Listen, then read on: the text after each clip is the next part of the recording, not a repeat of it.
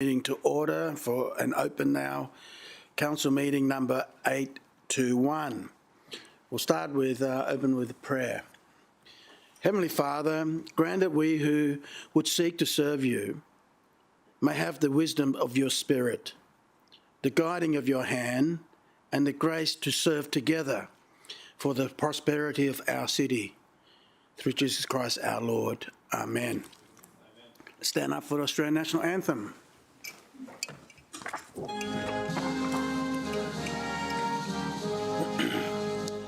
Australians, let us rejoice, for we are one and free.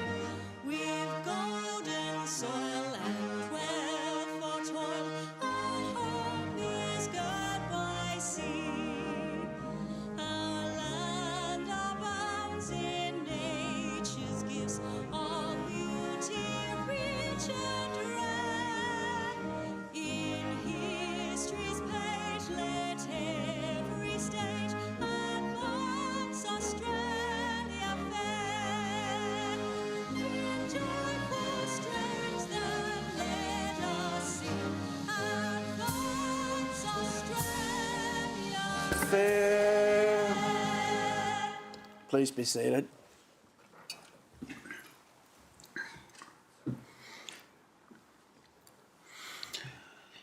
All right, tenant apologies, nil. Leave of absence, nil. Condolences, Councillor Pauline Young. Thank you, Mr Mayor. I'd like to move that a motion of condolence be passed and that a message of sympathy be forwarded to Elizabeth, Carolyn and Peter Gammon and families on the passing of their beloved mum, Judy Gammon, at the ripe old age of 92. Seconder, Councillor McDonald. Judith Margaret Gammon, or Judy as we all knew her, was a national member, held the Burleigh seat from 1992 to 2001, having previously held the old South Coast seat from 1988 and 89. Judy made an enormous contribution to her electorate and the Gold Coast and to the then National Party prior to the merger with the Liberals. She had a great attention to detail and was incredibly dedicated with a very strong community focus. It's quite difficult to sum up Judy in a few words. She was one of life's great givers. She gave time to her husband, to her family, her children, her grandchildren, her community and the wider network of the Gold Coast. She had a very strong moral compass. She was a woman of faith. She was considered and measured in every decision she made and every bit of advice that she gave.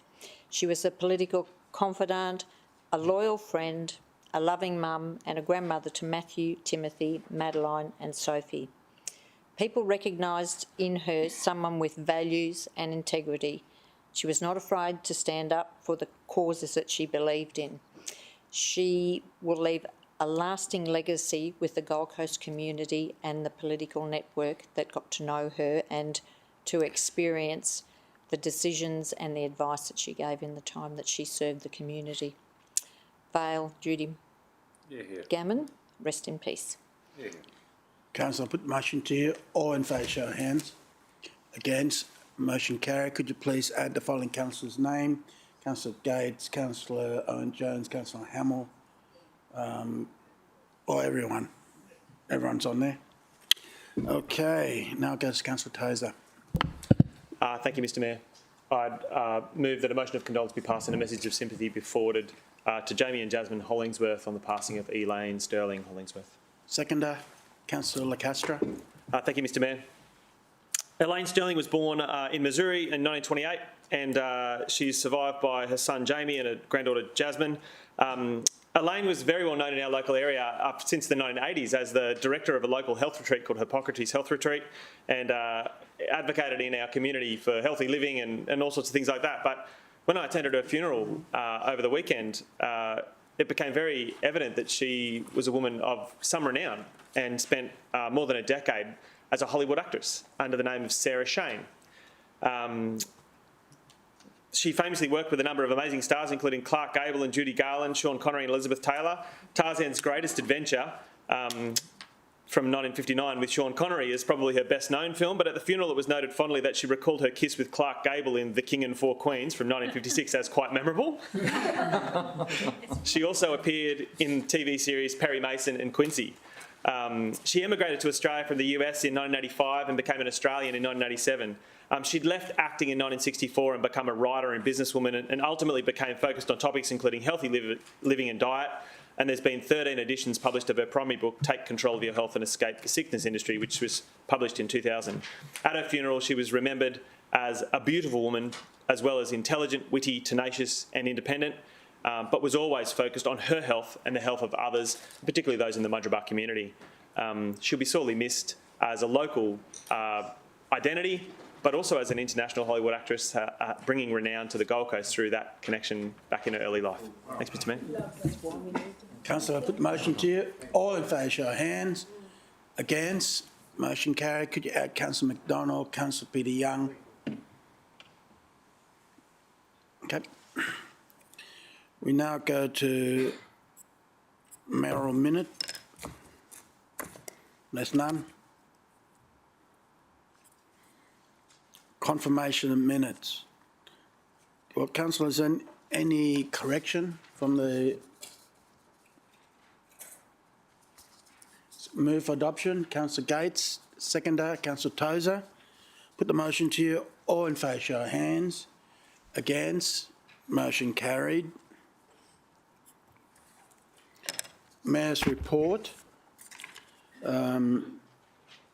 Largely in the report is the mayoral mission to the UK, and there's so much to report to you, but some items are commercial in confidence, so I can't deliver that part of it because there's going to be some additional announcement later on.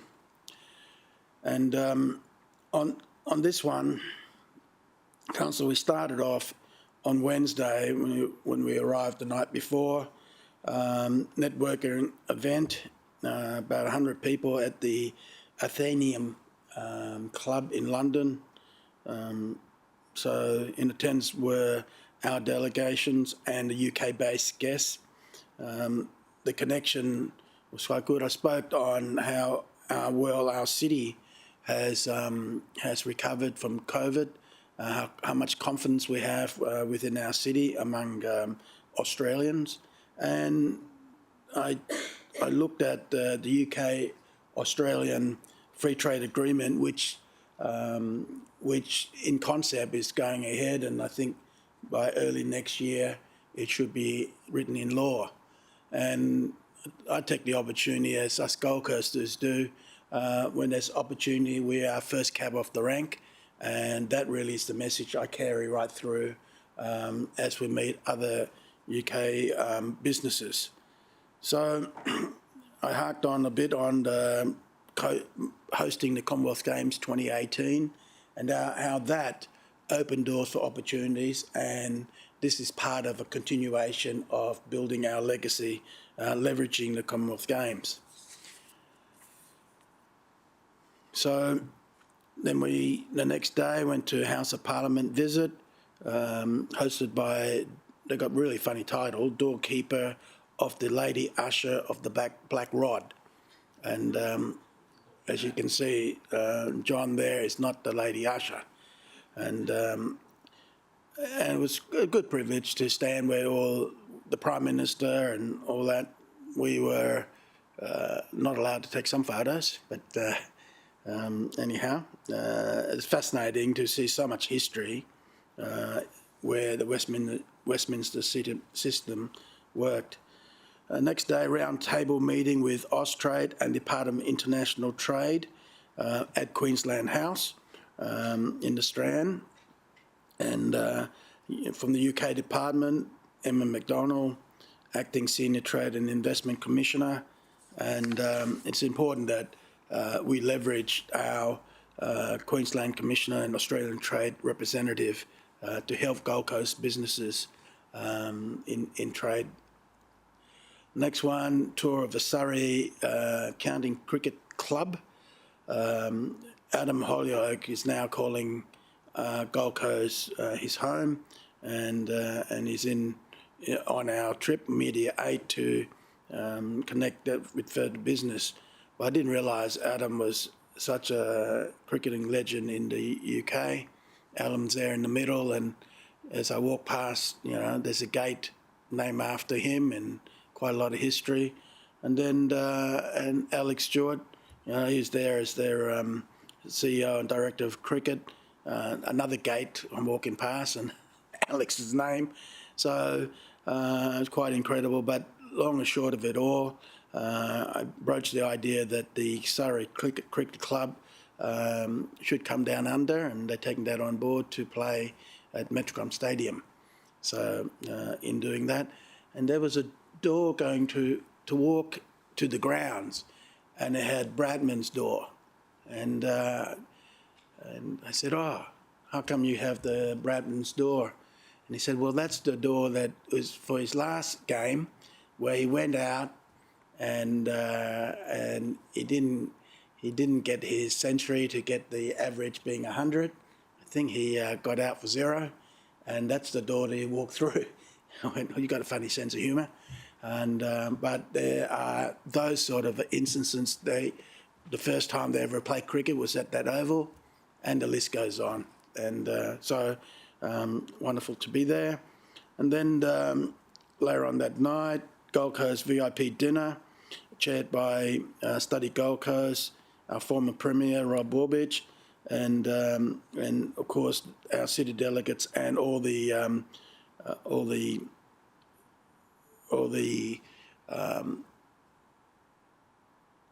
study and professional companies that was there. And I'm just thinking through some of the stuff that very shortly is going to be an announcement, and there will be the PI, which is professional, international people will be on the Gold Coast. I'll see if I've written it down later on. I can share that a bit more with you. Gold Coast Destination Showcase, so next day up for breakfast, and networking at Sofitel St James Street on Tourism Gold Coast with all the tourism agents. Birmingham Commonwealth Games 2022, and we went there with Study Gold Coast and Destination Gold Coast. This is where we warmly welcome international students, and I was on the panel, and with, of course, the Commonwealth Games there, and reflect on our own game. The leader of Birmingham is Ian Ward on my right there, and the fella with not much hair is the head or CEO of the Victorian Games when the Games come back down under in 2026. So that's Jerome Weirmark. So he's there to learn what's happening with the Commonwealth Games. And that will be more of a regional game, so we'll see what happens there.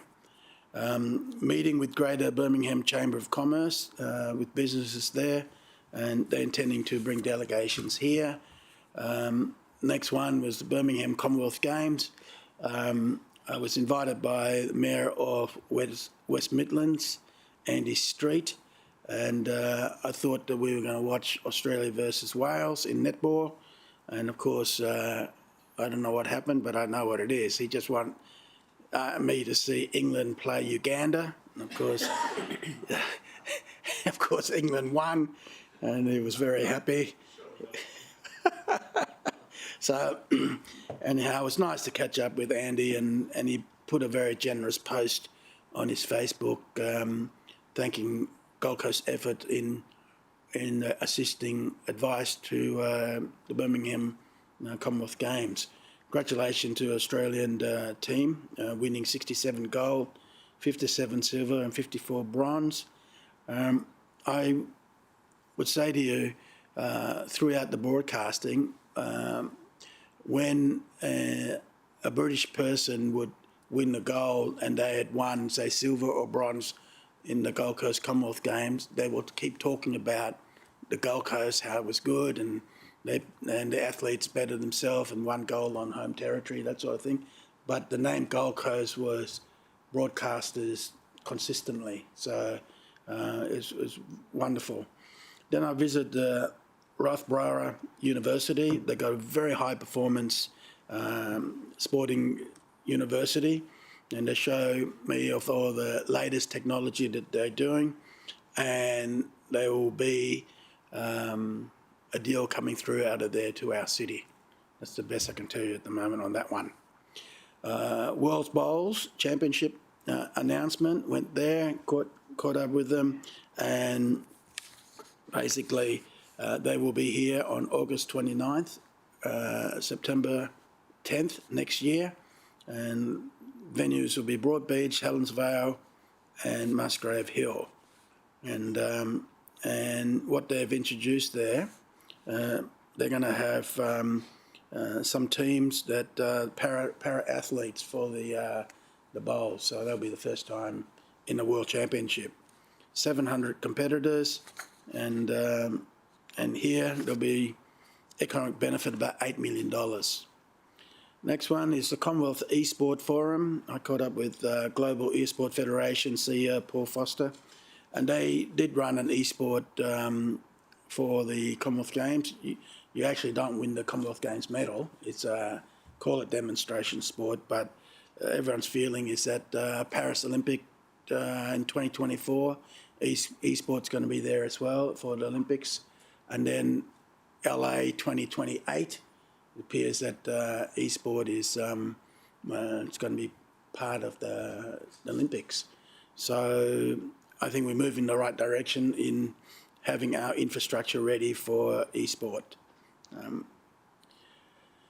Next one, mayoral mission to the UK summary. Well, I left the summary on the pages here, but in essence, my report is not as thorough as I'd like it to be, only because some of those investment that will be coming to fruition in the next 6 to 12 months will be in the order of 100 million plus.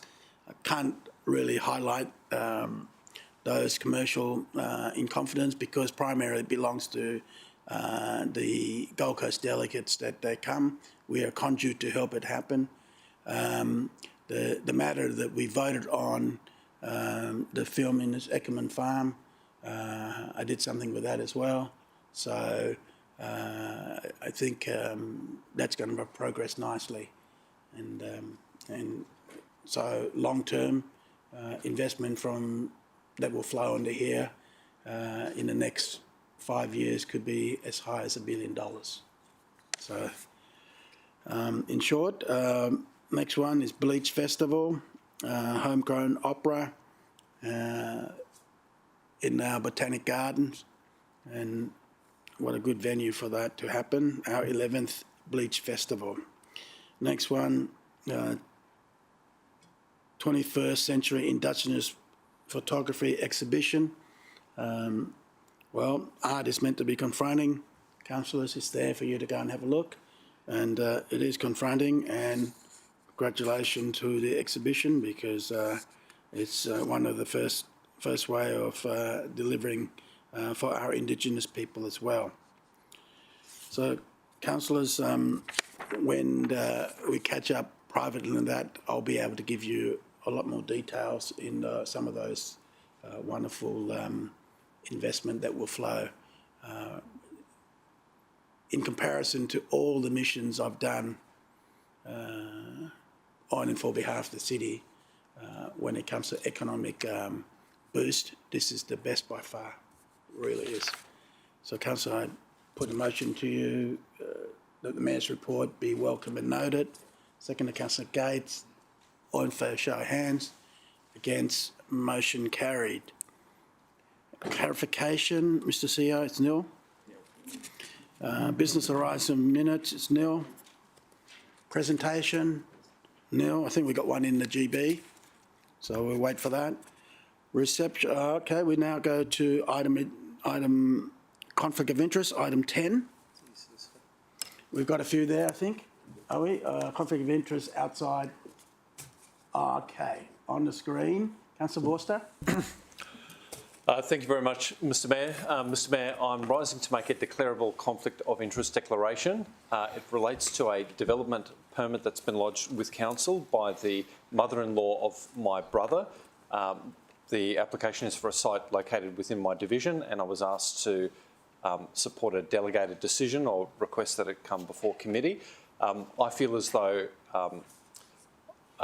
it's not in the public interest for me to participate whatsoever in that development decision, and accordingly am voluntarily deciding not to participate in making a decision about the matter. Today it's merely for noting, as I've acted on the advice of the City Solicitor, provided a copy of this form already to the responsible city officers. Thank you. Okay. Next one. Councillor Tozer. I think there might be a spelling error in that last one. Lloyd might be spelled incorrectly. Is that correct? Or is it Leod? It should be Lloyd, Mr Mayor. Okay. No problems. All right. And the next one, is it back to you, Councillor Vorster? Yeah, thank you very much, Mr Mayor. Mr Mayor, I'm aware of an application for a retaining wall, carport and fencing permit. The applicant is a neighbour of mine, very close, and again, I'm of the view that I have a personal interest in whether this work is approved, and so am voluntarily excluding myself absolutely from any decision related to the application. Again, it's for noting, and I'm not aware of any active application before council, but I'd rather my neighbour deal with it himself. Okay. Thank you. And we'll move on to the next one. Councillor Vorster? Thank you very much, Mr Mayor. Mr Mayor, a new Rotary Club has been constituted in Robina. Just so happens that my father-in-law is I suppose, the charter president of that Rotary Club, and that Rotary Club, like any other service club, seeks to participate in council donation rounds. In case the Rotary Club of Robina chooses to make an application for a divisional donation or to seek in-kind support from my office, I'm making a declarable conflict of interest here. If we could just scroll up, if that's all right, Tracy. And I'm leaving it in my colleagues' hands to decide whether or not I could support that group. So my conflict is that a reasonable person may form a view that I have an interest in any decision to provide in-kind support or discretionary donation to the newly established Rotary Club of Robina, whose charter president is my father-in-law, John Bond. John Bond is my father-in-law. He's the president of the Robina Club, Rotary Club of Robina. I'm seeking permission to participate in making a decision about the matter, but it is for the room to decide. On the basis that my understanding is that the purposes of Rotary International are humanitarian with no reward to members beside the satisfaction of public service. On that basis, providing in-kind support and consideration of a discretionary donation ought not provide my father-in-law any gain or cause him to suffer any personal loss. My participation in these decisions will protect the public interest and council's reputation as a reliable partner in the service of the community. So I'm seeking to participate, but obviously, Mr Mayor, it's up to my colleagues. Okay. Councillor Owen Jones. Mr Mayor, I'd move that Councillor Vorster be permitted to participate in any decisions in regards to the Rotary Club, it being in the public interest that he do so. Being for the public interest to do so.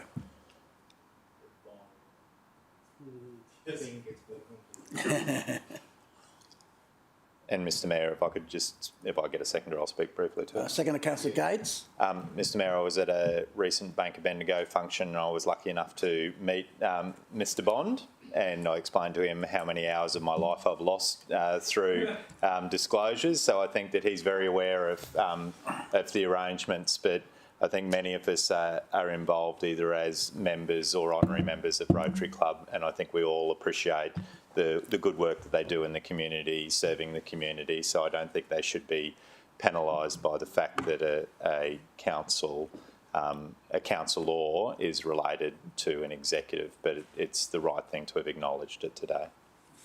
Okay. Anyone want to speak against? Put the motion to you. All in favour, show of hands. Against? Oh, hang on, you've got to call it. Councillor Tate, Councillor Hamill, Councillor Owen-Jones, Councillor Gates, Councillor Caldwell, Councillor Peter Young, Councillor Patterson, Councillor Belden-Lumsden, Councillor Castro, Councillor Tozer, Councillor Taylor, Councillor Vorster, Councillor Pauline Young, Councillor Pauline Long, Councillor McDonald, Councillor O'Neill. Against? Motion carried. Councillor Vorster did not vote. Okay. Next one. Councillor Caldwell, you got something there? Yes, Mr Mayor. I am formally advising Council that I have a prescribed interest in a matter which is a development application at 7 to 9 Bruce Avenue, Paradise Point. The conflict relates to 2 individual donations of $2,500 prior to the 2020 local government election from a childcare centre operator. Vesta Ashmore is the first one, and then Vesta Maudsley is the second one. They have recently made an application for a childcare centre on Bruce Avenue at Paradise Point, and I responded to an email from council officers advising that I would not take any role in participating in the decision, but this is the formal step of providing notification that I will be excluded from that process on the basis of those 2 individual donations of $2,500. Okay. Next.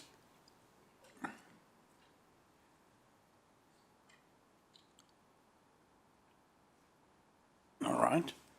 So we'll go to lifestyle.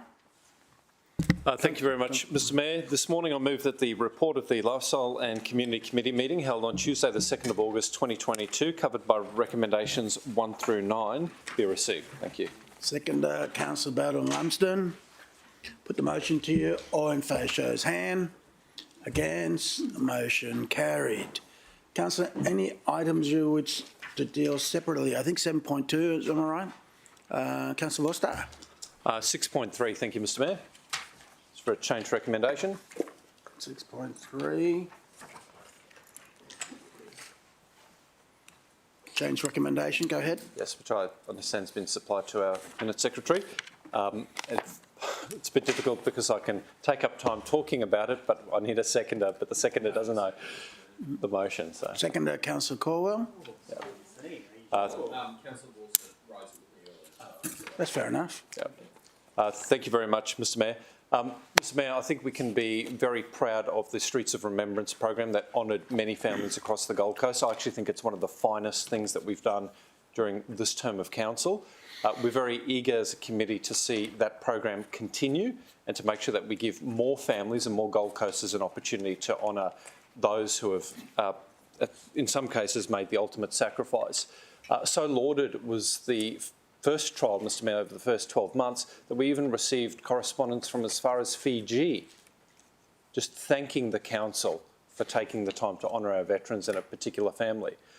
During the course of debate, Mr Mayor, the committee interrogated the officer proposal and sought to make some changes to the recommendation to make sure that we reduce the administrative burden on the business, on nominees, but also councillors, to make sure we can get on with the work of honouring our veterans. We made some changes at committee, and through the benefit of meeting with city officers after the fact, I was able to refine those proposed words to make sure that we nail the intent of what the committee sought to achieve, which was to reduce costs but maximise impact. So there are some changes on the screen, Mr Mayor.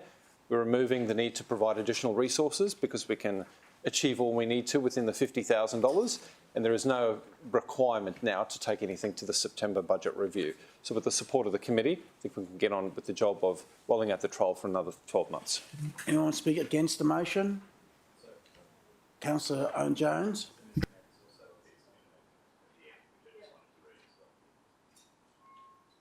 Okay. Councillor Patterson.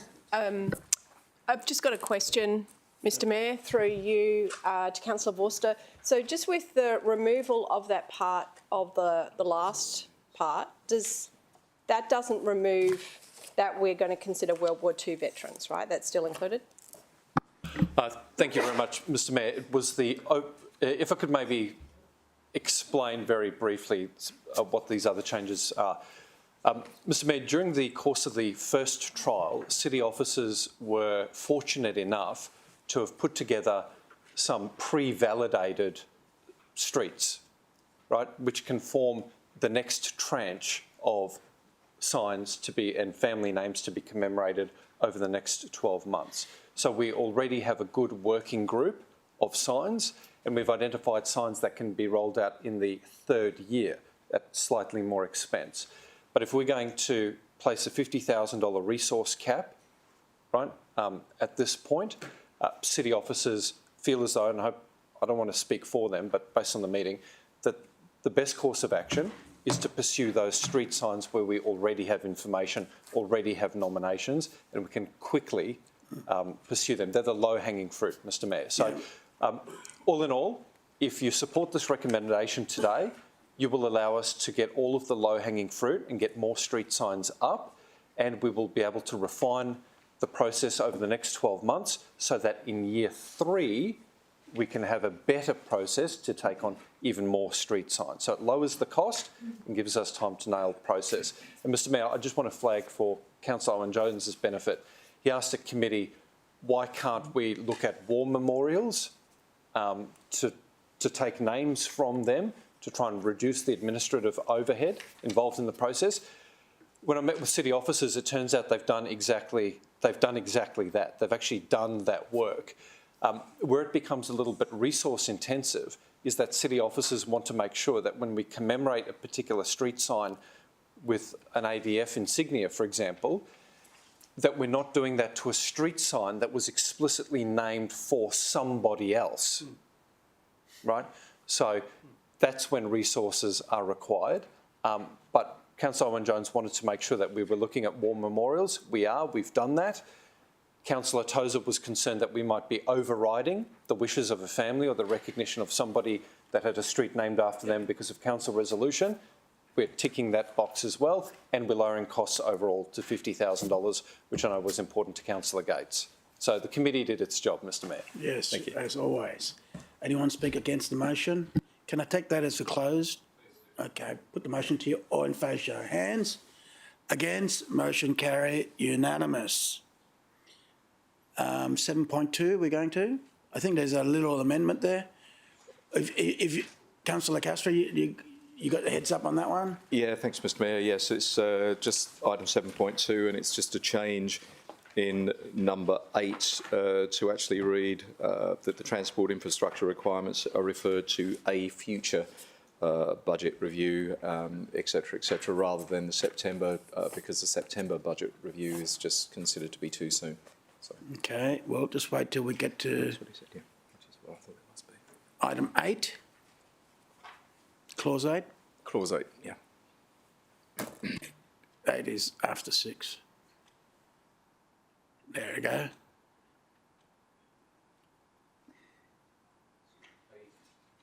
To a future rather than to the September.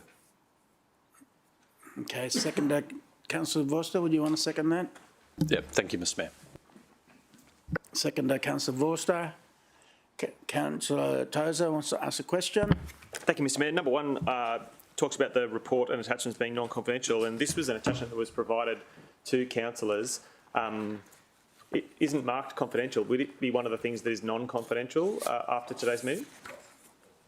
Well, It looks like a publicly... I think just give a chance after the meeting for the CEO to review it. Of course, thank you. Okay. But we want to get it out and let everyone know. Yeah, great. All right. Councillor Castro, you need to speak further on that? No. Anyone speak against? Yes. Okay. Put the motion to you. All in favour, show of hands. Against? Motion carried. Any other items, councillors, who want to deal separately? Councillor Owen-Jones. Thank you, Mr Mayor. 8.1, which was the Engelman Farm. Let's go to 8.1, councillors. Mr Mayor, it was a general business item which dealt with the relocation of the Oxenford Pony Club and opportunities for equestrian uses within the city. Mr Mayor, and it was calling for a report in March 2023. Mr Mayor, as you will recall, the Oxenford Men's Shed has also been in part tied up with the current Oxenford Pony Club site and a potential future repurposing of that site. And I would be very interested in the officers confirming that that March report will also deal with the repurposing of the Charlie's Crossing site, and in particular for the Oxenford Men's Shed, and also for the Rotary Club of Coomera Valley, who are also interested in the site. Okay. Through you, Mr Mayor.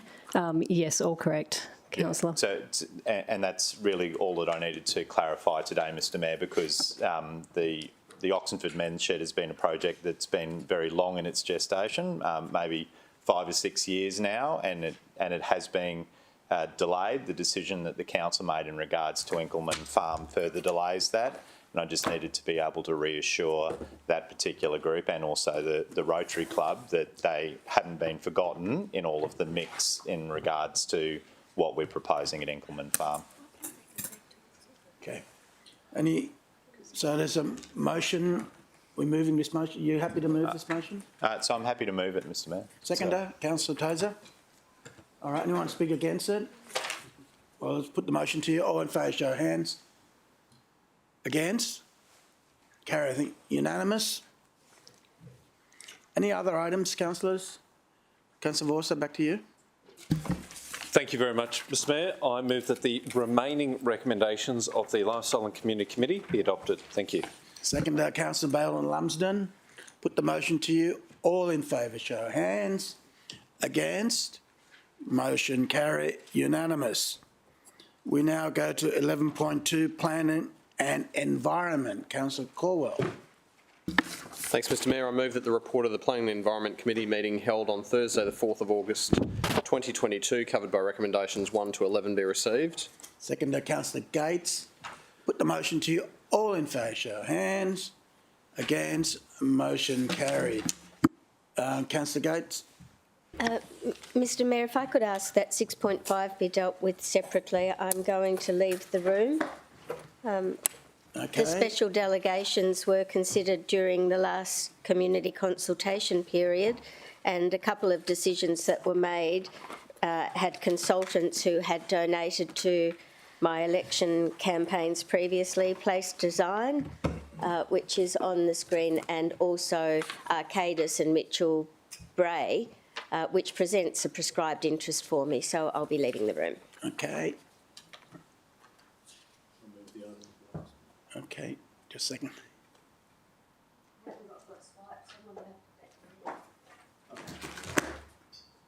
Yeah, thanks. Oh, it's open. And we normally let her back in ourselves. Change the code. Councillor Peter Young, you moved the motion? Yes, Mr. Seconder, someone? Councillor Forster? You want to speak on that, Councillor?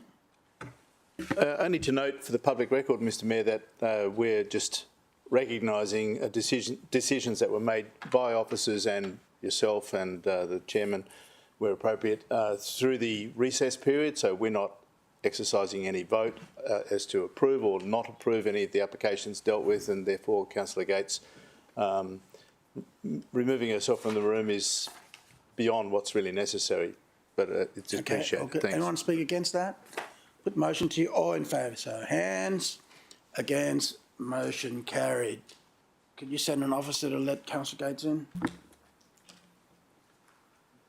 you take a vote on that, Mr? She'll be able to hear you shortly. Careful. 7 seconds.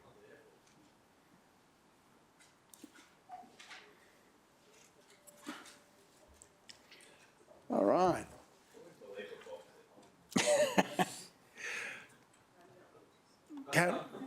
Councillors, we've done 6.5. Any items you want to do separately? Councillor Gates? Mr Mayor, thank you. I have another declaration on number 6.8, if I may. 6.8. Okay. And, Mr Mayor, the report relates to the Robina Central Planning Review, and in 2016, on the 6th of September, I received $1,250 from Robina Projects. So I therefore seek to remain in the room because I understand Robina Projects is possibly related to RPA Properties Proprietary Limited, but I have had no discussion with any party in relation to this report. Okay. Councillor Vorster. Thank you very much, Mr Mayor. I'm happy to move a procedural motion, but just want to flag again for the benefit of all councillors that my wife works for Bond University, who have land interests in the area. But given this review deals with and will affect a significant number of people in the local government area, I've always held the view that I have that an exemption applies. If there are any issues, I'm happy to deal with that procedurally through you, Mr Mayor. If not, I'm happy to move this procedural motion for Councillor Gates. Okay, move Councillor Vorster. Second anyone? Councillor Caldwell. You want to speak further on that? On the procedural motion, Mr Mayor? No, there's no procedural motion. Oh. So no. I'm moving, and Councillor Caldwell's... Yeah. We're going to... Would you like me to read the reasons for Councillor Gates? Yes, please. Yeah. Well, Mr Mayor, formed the view at committee and still hold it today that Councillor Gates may participate in the decision despite the councillor's conflict of interest because the matter at hand stands to affect a significant number of people in the local government area over multiple decades, and so any interest of Robina Group is minor compared to the community interest which has been served by the proposed consultation exercise. Thank you. Anyone want to speak against the motion? Put the motion to you. All in favour, show of hands. Oh. Councillor Tay, Councillor Hamill, Councillor Owen-Jones, Councillor Caldwell, Councillor Peter Young, Councillor Patterson, Councillor Belden-Lumsden, Councillor Castro, Councillor Tozer, Councillor Taylor, Councillor Vorster, Councillor Pauline Young, Councillor McDonald, Councillor O'Neill. Against? Did not vote. Councillor Gates. Motion carried. Any other items separately? Councillor Vorster? Thank you, Mr Mayor. I'd just like to move the item, if I could. Yeah, okay. Yep. Move 6.8 there. Seconder, Councillor Caldwell. Back to you, speak on it. Thank you, Mr Mayor. I'll be very brief. I need to thank my colleagues for embarking on a piece of work that is long overdue and will help secure the prosperity of the central Gold Coast at large. As we know, Robina is fettered by a piece of state legislation that ties our hands in so many ways. But what we're proposing to do, Mr Mayor, as a council, is to look at all of the opportunities and all of the risks for this part of the Gold Coast to identify how this area should function for the benefit of the whole of the Gold Coast.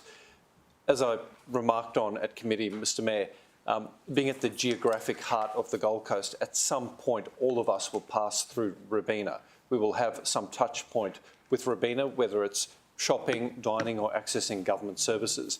If we get Robina right, we will end up with a more fully functioning city that delivers more jobs, delivers more housing, but as I keep saying, protects the lifestyle we all expect and deserve. This is the first step in a very long journey. We will require engagement by QIC, by Robina Group and the state government ultimately. But if we are doing and leading the community consultation and doing the legwork, we're going to have a really robust body of work that the state government will come to depend on as they progress their Olympic Games Village work. So we're getting ahead of the game, and because we're getting ahead of the game, we've got the best opportunity to shape the way that the precinct will work. And I just want to thank city officers and my colleagues for supporting this. Thank you. Anyone wants to speak against the motion? No, I'm just going to close it and we'll keep going. Councillor Vorster, closed? Yes, thank you. Put the motion to you. All in favour? Against? Motion carried. Have to record Councillor Gates vote in the positive. Am I right? Okay. 6.8 done. Any other items? Councillor Vorster? 6.1, just so I could have a vote recorded against the We're going to approval. 6.1. Councillor Caldwell, do you want to move that one? Yes, happy to move it, Mr Mayor. Second to Councillor Peter Young? Yes. You want to speak further on it? All right, any against? Put the motion to you. All in favour, show of hands. Against?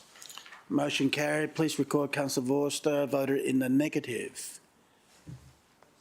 Any other items separately? Councillor Gates? Thanks very much, Mr Mayor. I just wanted to very briefly mention item 8.2, which was a general business item that I raised and gained support for. And, I'm happy to second it. So we go to 8.2. Sure. All right, move Councillor Gates, second to Councillor Owen Jones. And Mr Mayor, over time, many of us as divisional representatives have experienced issues with entry statements and signage being constructed by the development sector as part of their planning approvals. This general business item seeks to have a better look at where we give permission for those statements and the size and scale of the statements and any signage, because we're all experiencing difficulty where they're constructed sometimes on privately owned land, which restricts council's ability to go and make repairs as they deteriorate, remove weeds and vines that tend to grow all over them when they're constructed on private land. So the officers have agreed to review the land development guidelines and the associated landscape work policy so that we can have better regard in forming our conditions. Okay. Anyone speak against the motion?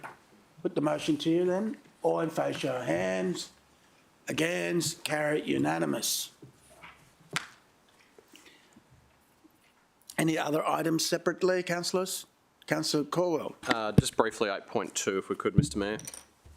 We just spoke on 8.2. Oh, sorry, 8.1 I meant. My apologies. 8.1.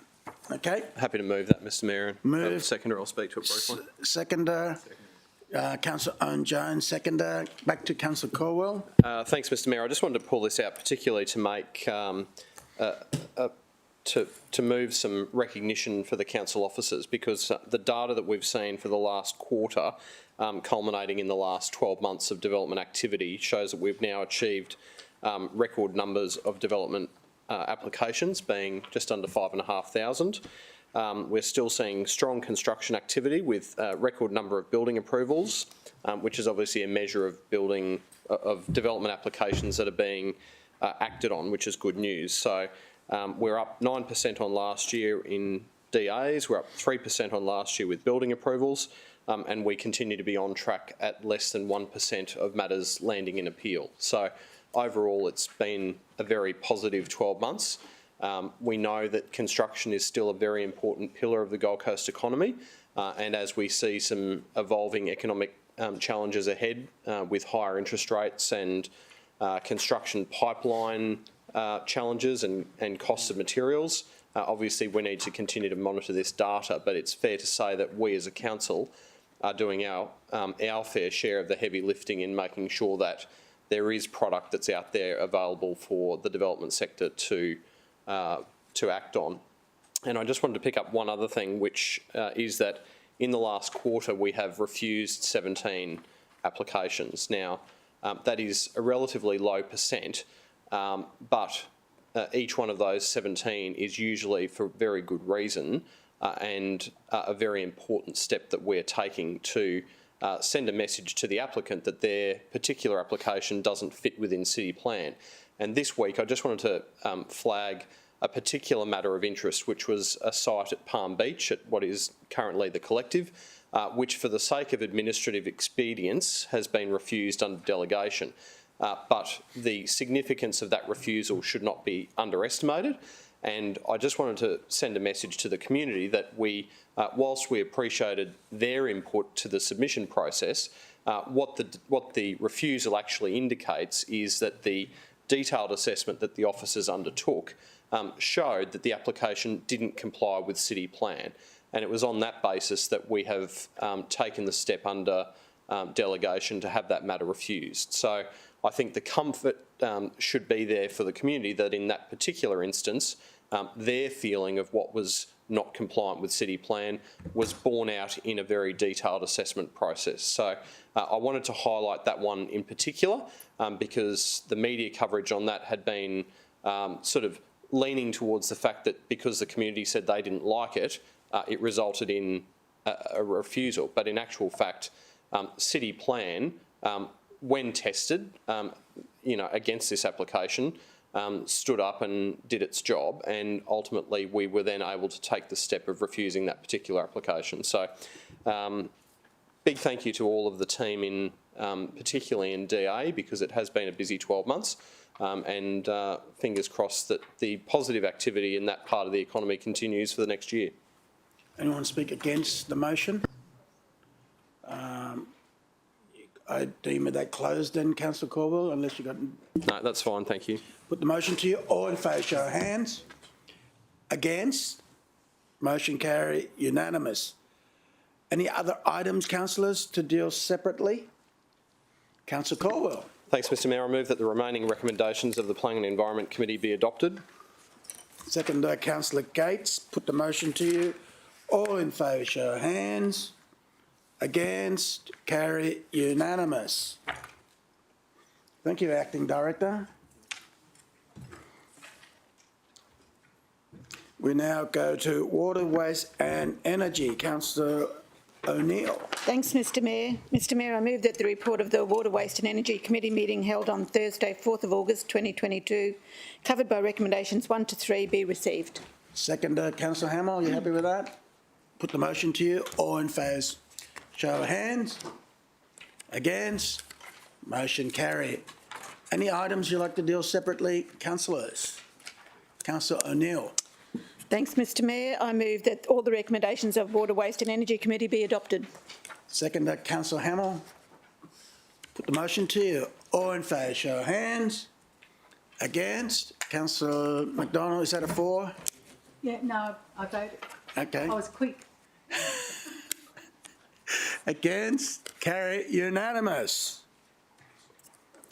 We now go to one of my favourites, Councillor Owen Jones. I thought you were going to say Councillor Castro then, Mr Mayor. Mr Mayor, I move the report of the Governance Administration Finance Committee meeting held on Wednesday the 10th of August 2022, covered by recommendations 1 to 7 be received. Second, Councillor Patterson. Put the motion to you. All in favour, show of hands. Against? Motion carried. Councillor, we're going to 6.5. There's a declaration from me.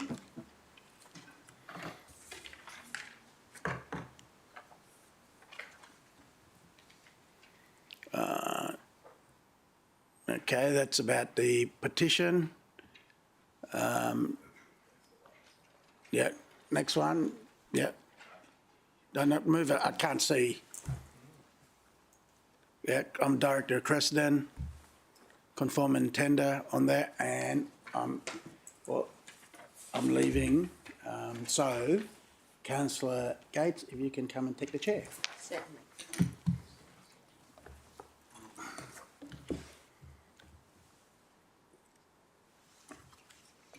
Mr Mayor, I think you've also made declarations previously that you're an adjoining landowner. Yes. Do you want to say that as well? Because that's the reason that you've previously relied on, as I recall. Okay. Could you add that also Director Shareholding Company and adjoining landowner? No, fair enough. Thank you for that. You need to let the Mayor sit in that seat. Go sit next to Hamish. Go this way again. I'll go to Councillor Taylor. Thank you. And during the committee meeting, I did raise a declarable conflict of interest, which I'd like to raise now. It's for all councillors. And I have got it. I should have it on the screen here. But my parents are shareholders of a company, Dayshop Private Limited. This company has a contract for services with the body corporate Surfers Plaza Resorts. My sons currently run the business, and I do provide advice also to the company. Do you wish to add that you provide advice to the company? I'm happy to add that. Okay, thank you. Thanks, Councillor Taylor.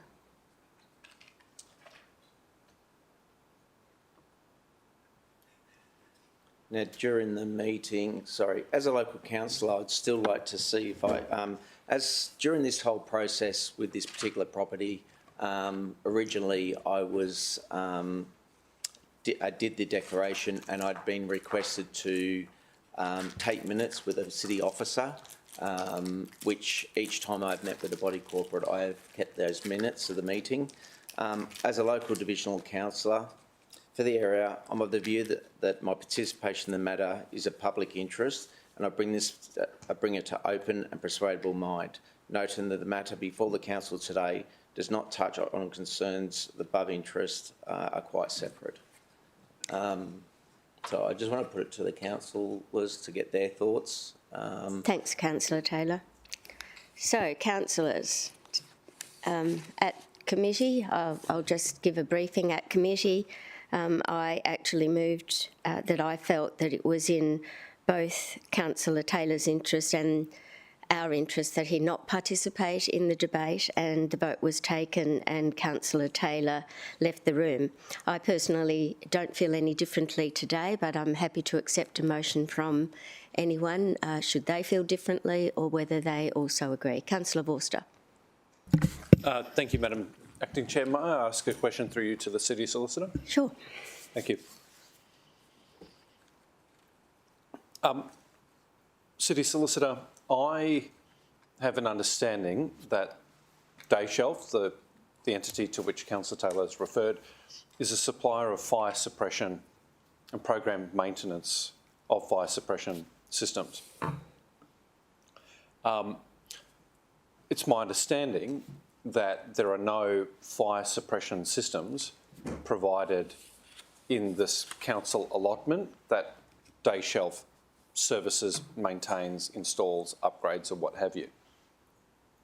So in my mind, this declaration is being made to deal more with a perception issue rather than to address any interest that Dayshelf and the family members connected with that firm may stand to earn a gain or suffer a loss.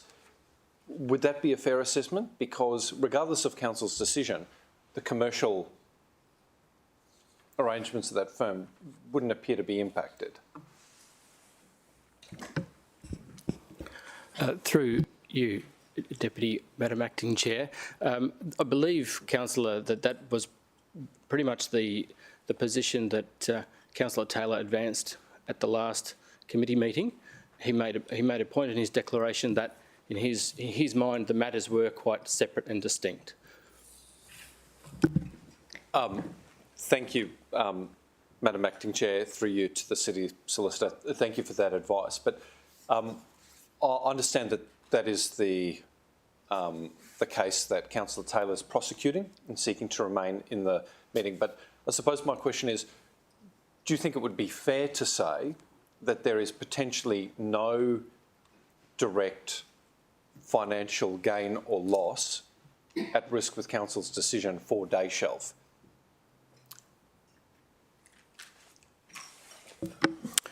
Through you, Madam Acting Deputy Chair. I didn't think I got that quite right. Councillor, Deputy Mayor. It's the first time I've had that one.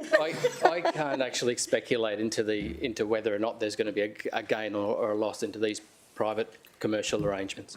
I'm going to have a crack at that because that was part of the reason for my stance that I took at committee. In the old days, a material personal interest would have existed, which would have automatically excluded Councillor Taylor on the basis of the decision, possibly, and we don't know, but possibly could impact on the granting of the next contract with Dayshelf. So that would create a loss for Dayshelf, and my position remains the same. So I just thought I would explain that was my personal decision. Councillor Caldwell? I was just going to ask, is there something that's changed from now to when we had previously made this decision? Because I don't, if there is, I would like to know what that change has been, because previously as a council we've decided that Councillor Taylor can remain in the room and participate. Okay, we're at the And so I pointy wasn't- end. We're at the pointy end is my assumption. The week before last, when the petition was presented, it was just a formality to present the petition and no decision was being made. In the lead up to the decision, I believe the council generously allowed Councillor Taylor's participation with the recording of notes so that he could get the feeling back from his community and... But now he can't do anything with it? No. Yeah, okay. So getting to the point of making the decision. Councillor Patterson. Thank you, Acting Chair. At the committee meeting, I also voted that it wasn't appropriate for Councillor Taylor to participate. And that was different to my decision on previous. And the reason why it was different was because this isn't about the case of the matter of the land. It's on a decision of a response to a petition. So it's a response to a specific group of people who want a particular outcome, and those particular group of people can provide a financial benefit to Councillor Taylor's family.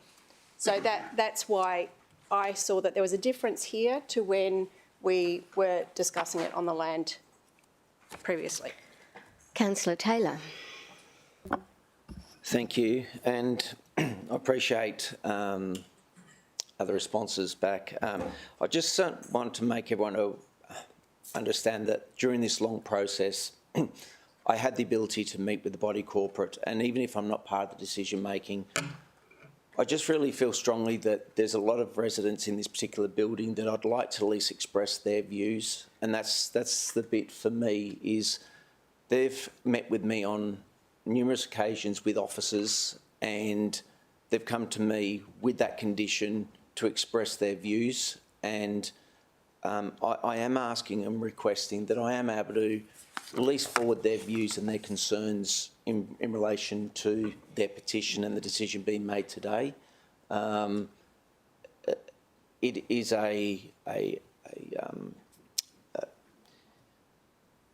credible. It's a high profile. I understand it's a high profile decision, but it's really important that the locals that I represent do have a say, and I think that's a bit for me is I would just, if the council do see fit, and I accept the decision of the council, that I am at least able to express the concerns of the residents of the building. So, councillors, is there anyone who would like to move a motion that Councillor Taylor can participate in the debate and leave the room for the vote? Councillor Young, you'd like to move something? Acting Mayor, yes, I'd like to move exactly that Councillor Taylor may participate in the debate on the condition that he removes himself for the vote that we take. And I believe that that is warranted because he does bring to the table, and for our information in a matter of public interest, the concerns of the local community. I've met with Councillor Taylor and some of those folks when they were here to present their petition, and they feel very divorced from the process because Councillor Taylor's been unable to properly represent them, they believe, and I think him being able to articulate their position will give us a transparency. Thank you. And Councillor Owen-Jones, are you seconding that? That's great.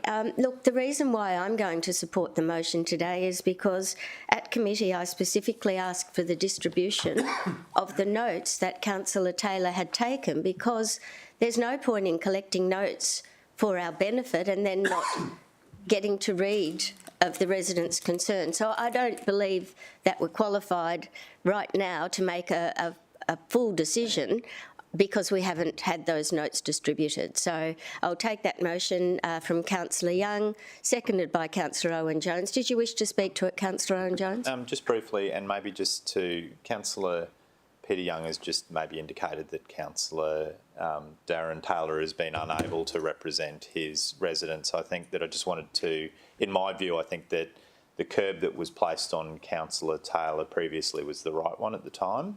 And I think that Councillor Taylor has managed to advocate for his residents, and in particular, there was actually an extension of the period of time for the tender, which was a direct result, in my view, of Councillor Taylor being able to represent his residents.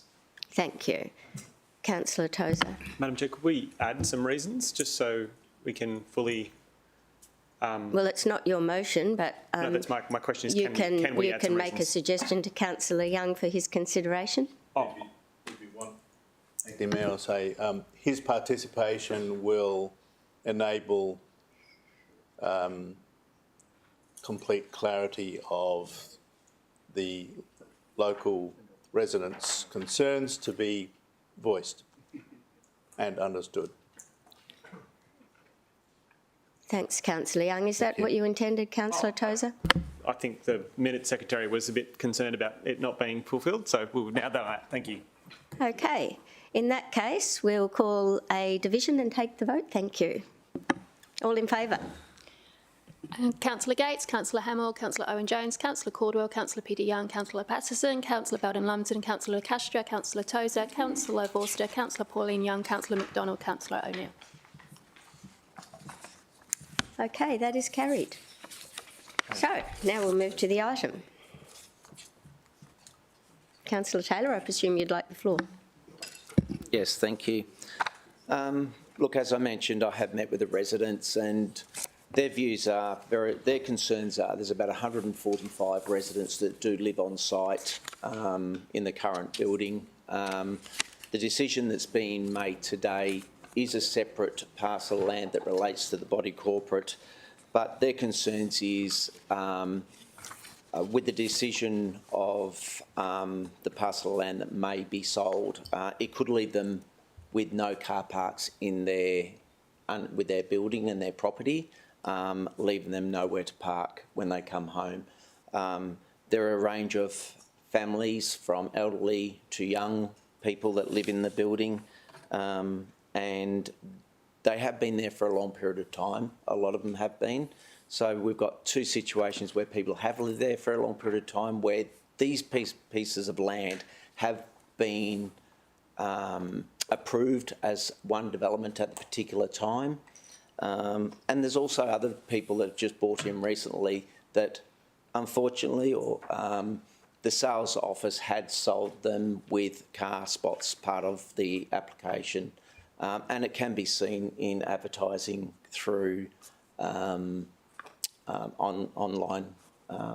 sales. So that is their concern. 145 residents that do live there, not holiday owners, they are residents.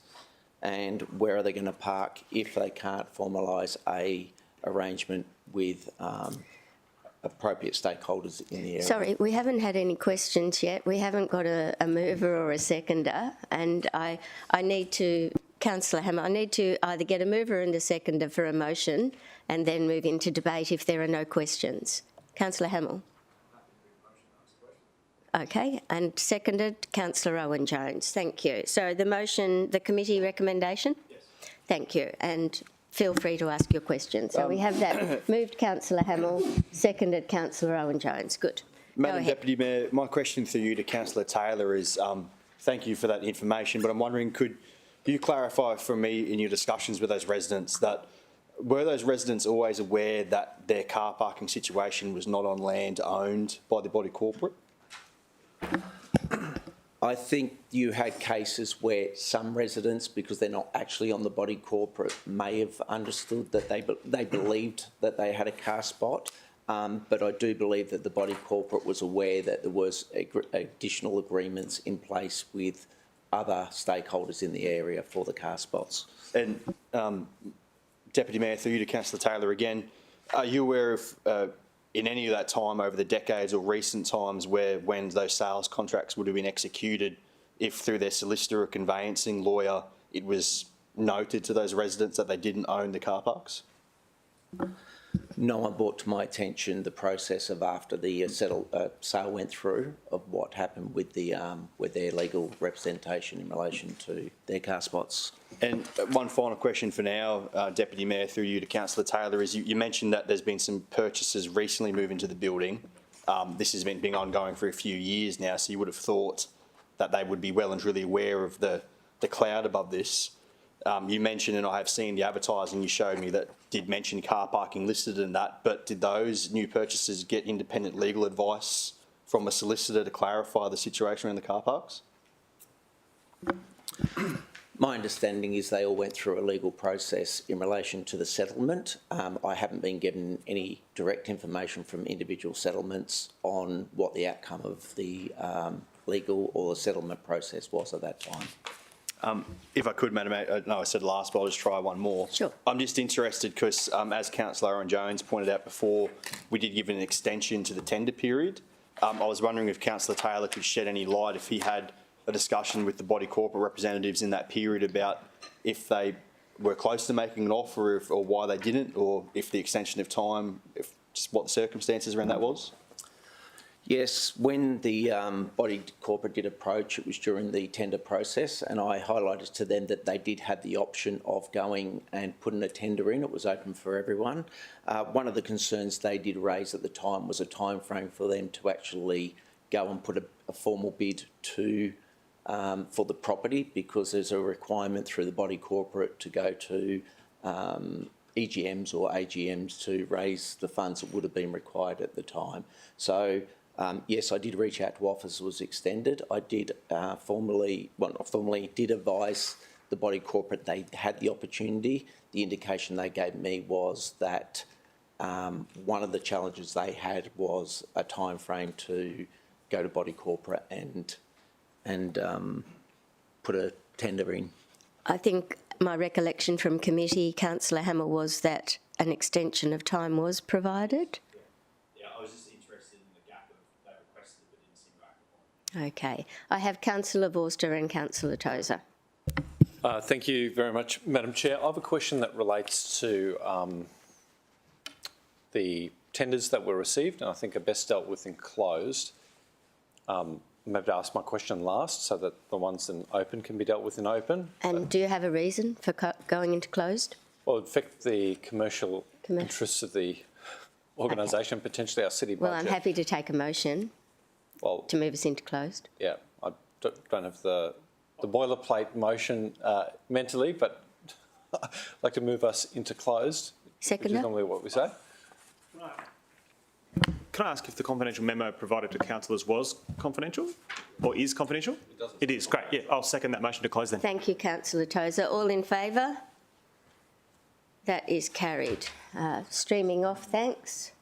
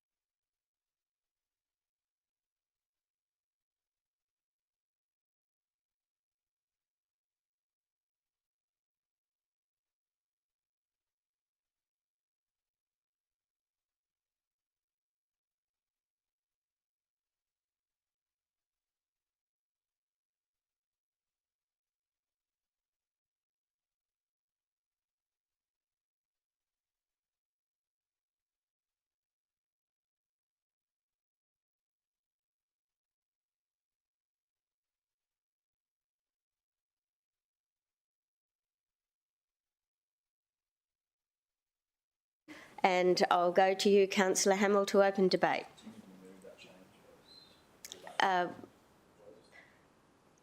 Just move your motion now. Yes, he does. Councillor Taylor, we're going to get into debate now and take the vote. Are you ready to? Thank you.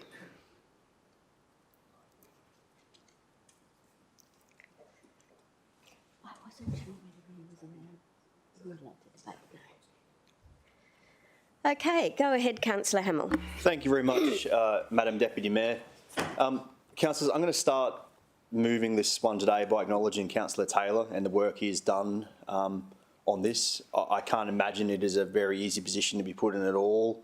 The circumstance that is around this site and what's the media coverage and the heat that's been around this, I believe councillors would agree he's done an excellent job in representing his area and particularly representing the residents in that building through a difficult process and a long process. He's no longer in the room because the decision... Yeah, but can they remove it? Sorry, I didn't think we asked Councillor Taylor to leave. He just wasn't to participate in the vote. The CEO has guided me that he should not. Can we just check the wording of what we did procedurally?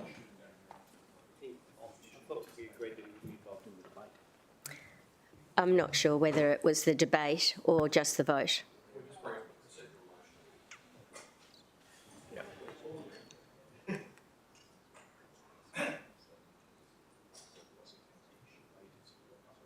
In the decision. Oh. In the decision.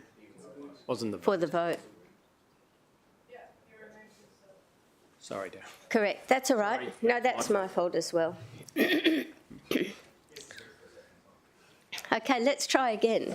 Yeah. Apologies, Councillor. Thank you, Deputy Mayor, and welcome back, Councillor Taylor. So you can actually hear this time because I was halfway through my opening to moving this motion, which was acknowledging you and the work you've done in regards to this. I was just saying that I can't imagine it's a very easy position to be put in as a councillor to inherit a historical issue like this one that's been around for decades, one that's had a lot of media coverage and heat around it. And I just made the comment that I thought you had done very well in continuing to represent your community and those residents and continuing to put their cause forward. And I think that as a council, we came to an excellent point in the end of allowing you to contribute those additional comments to contribute to this debate. Madam Deputy Mayor, in the end, I was happy to move this motion after being through this process on Governance Committee the whole way through and now coming to full council today with the recommendation that we proceed forward to the next step of the process, which is allowing our delegate, the CEO, to come to a final determination on that.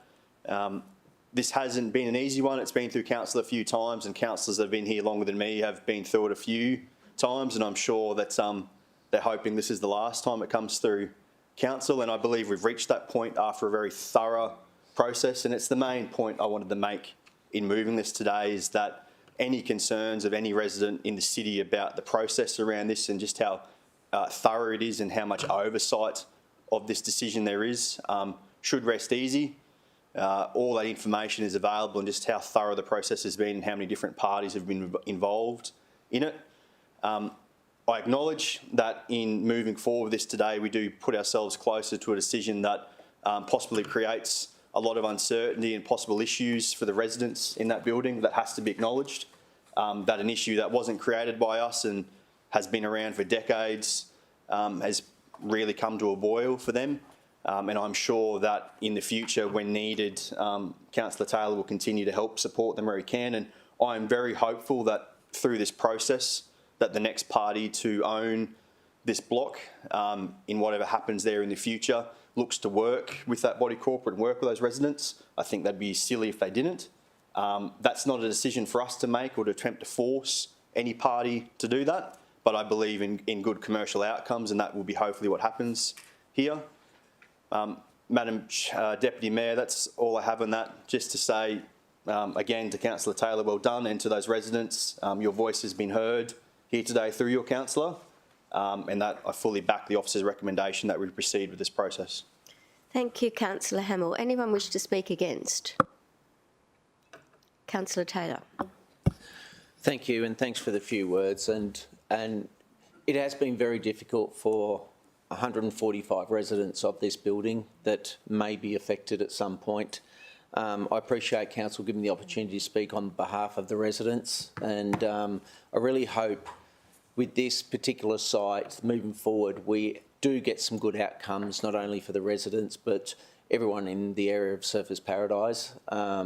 It's a challenging site, it's a challenging situation, and unfortunately for 145 people they've been left with a decision that was made quite a long time ago. Look, I thank everyone for their support today, for letting me speak to it. The 145 residents there, hopefully we can work closely with them to get an outcome in some form down the track. But thank you. Thank you. Anyone else wish to speak? Otherwise, we'll ask you to leave now, Councillor Taylor, if you don't mind, and we'll take the vote. All in favour? We'll call a division, thanks. Councillor Gates, Councillor Hamill, Councillor Owen-Jones, Councillor Caldwell, Councillor Patterson, Councillor Belden-Lumsden, Councillor Le Castre, Councillor Tozer, Councillor Vorster, Councillor Pauline Young, Councillor O'Neill. And against, Councillor Young and Councillor McDonald. Thank you very much. That is carried. So we can get Councillor Taylor and Councillor Tate back, and I'll vacate the chair.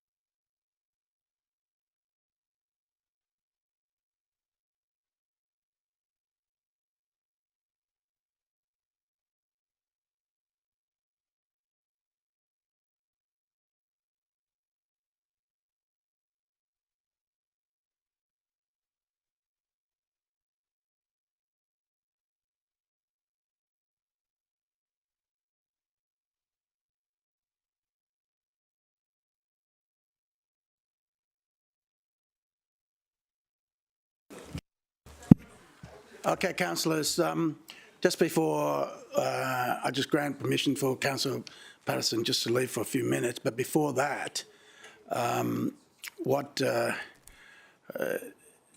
TV Channel 9 has didn't have the footage on us, so there'll be no sound. It's just for their I'm allowing them to come and just film, but we just continue normally, so that in future when so I don't know if any of you need makeup, do your hair.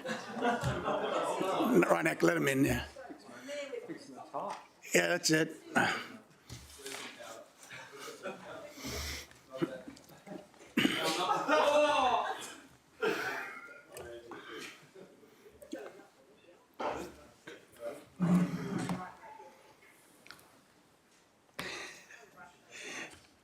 It looks great. Remind me of Stevie Nicks. Okay. Rightio. Okay, Councillor Vorster. Thank you very much, Mr Mayor. Just item 6.3 for a question, if I may. Okay, councillors, we're going to 6.3.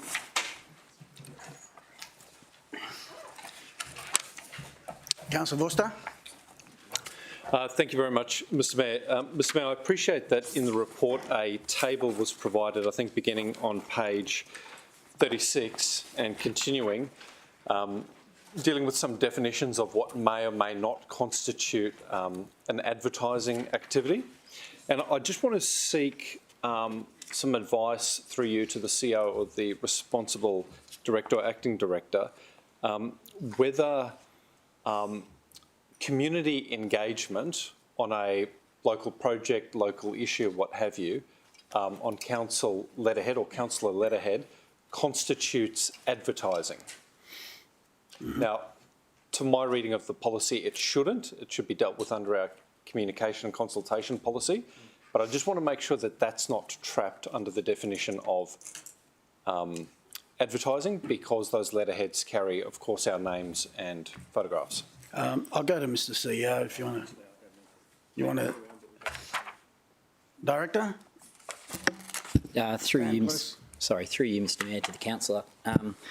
My understanding is consistent with yours. However, if we'd like a clear definition, I'm very happy to take that on notice. Well, the issue, Mr. Mayor, is are we being asked to endorse changes today? Through you, Mr. Mayor, yes, that's correct. Okay, so a bit of an issue. So we can take it on notice, but if we are inadvertently capturing community consultation activities as advertising work, then it may be that we need to tweak it at a future GAF meeting. All right, thank you, Mr. Mayor. Good. All right, there's the question. Any other items you want to deal separately, councillors? So I'll go back to the committee chair. Councillor Owen Jones. Thank you, Mr. Mayor. I move the remaining recommendations of the Governance, Administration and Finance Committee be adopted. Seconder, Councillor Patterson. I'll put to the vote. All in favour, show of hands. Against? Carry. He just waved. Got to be elected. Unanimous. There you go.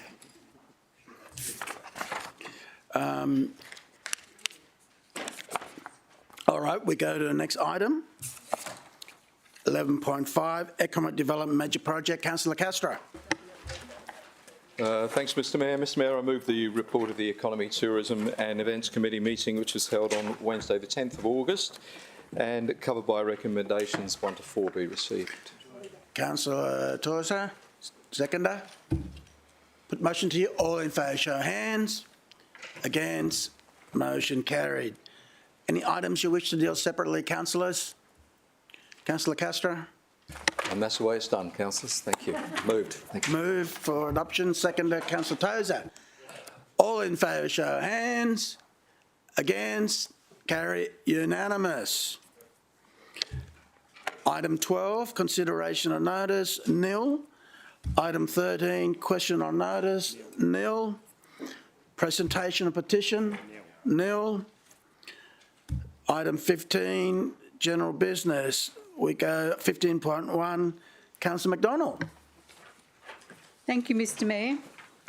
Mr. Mayor and councillors, I'd like to share with you a story about Goldie. 13 years ago, council sponsored a puppy through a donation of $25,000 to the Guide Dogs of Queensland. This puppy was named Goldie, but unfortunately after completing training was not suitable candidate to be a guide dog. However, all the behavioural skills did make Goldie the ideal therapy dog, and she spent 11 years doing weekly visits to 4 different aged care centres on the Gold Coast. She brought happiness and friendship and enjoyment to the residents and attended many of their special events. Sadly, Goldie passed away last month on the 4th of July from Cushing's disease. Her carers, Rodney and Mary Garling, and all of the residents that love Goldie as their aged care therapy dog have asked me to extend their thanks to Council for the gift of Goldie and to acknowledge the generous donation to the Guide Dogs Queensland, which made it all possible.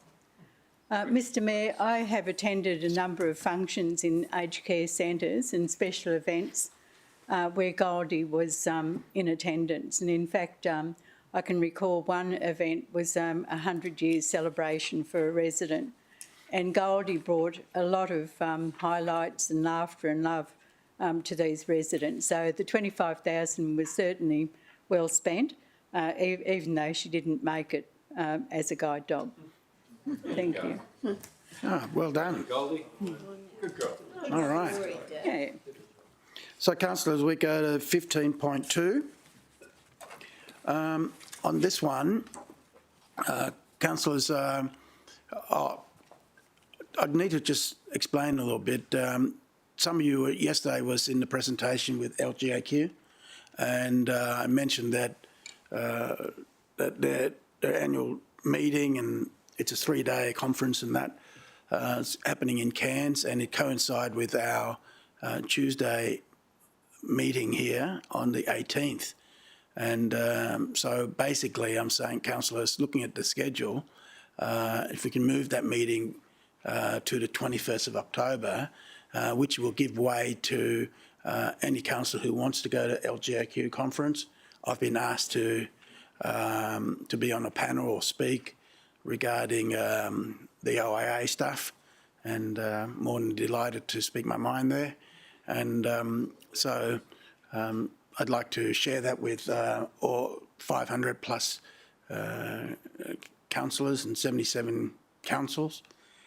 So I spoke to a Deputy Mayor yesterday that'd like to see if she can come up as well to network and all that sort of stuff, and I'm sure someone else, whoever else wants to go up. So that's the main reason for it. I think Councillor Patterson wanted to go. So I move. Seconded, Councillor Gates, or question? Happy to second, Mr Mayor, but if 5 councillors go, we get a significant discount. So perhaps before we do any of the bookings, if first there's investment. any other interest. Yeah, I'd say, I'd say to you that there is breakout conference. So if there's, there's a couple interesting there. One is South East Queensland, which I want to go to. Just want to hear what they got to say about that. But there's other parts like young councillors and other parts there. If there's a few of us, we can split up, don't congregate in the one conference, so that we gather information as much as we can. I know Councillor Patterson wants to go up, but exactly why you chose not to. only fair. Can I just put it to you? If you're interested, just contact Luke at my office. That's the best way. And so, anyhow, that's the reason. But if you go, I don't care. I'm not going. Yeah. Anyway, that's the reason for the motion, councillors. And anyone got difficulty with that motion there? I'll put it to vote then. All in favour, show of hands. Against, carry it unanimous. Mr. CEO, we move the meeting. All right. The GB, do you want to speak on that? There's a late GB item that I'm allowing, and I'll get the director to talk to it. Richard? Is there a motion with that, or we just...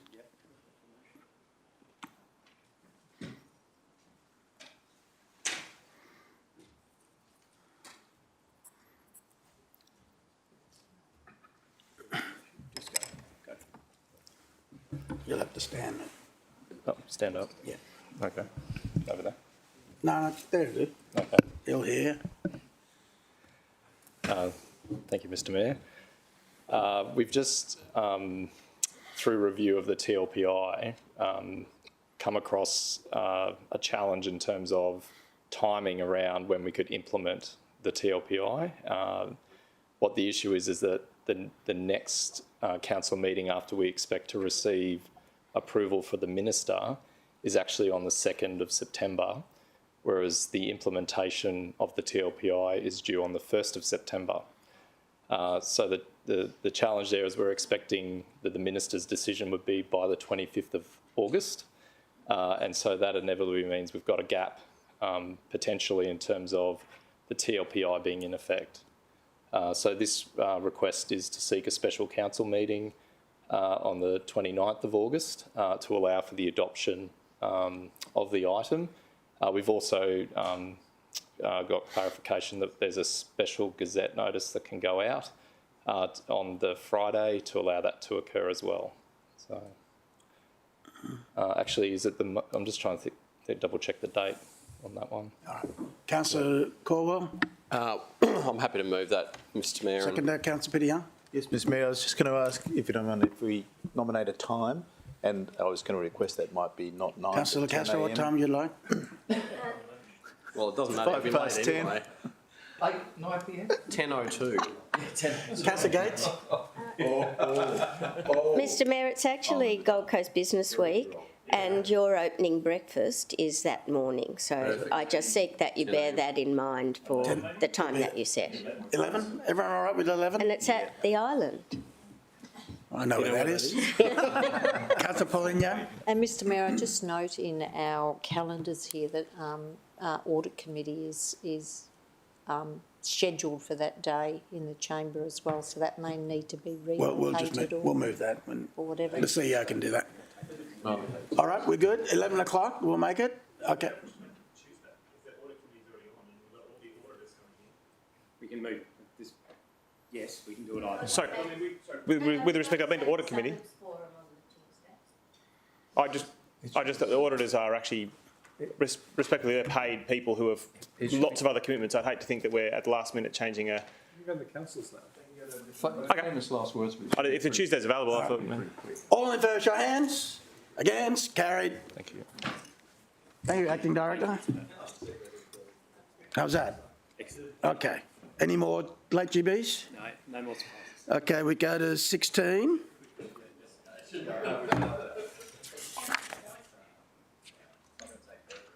.1, I've got a declaration there, councillors. It's a transit centre. I think I've got I've got land nearby. I am director. It's the usual declaration I do, councillors. Creston on the screen.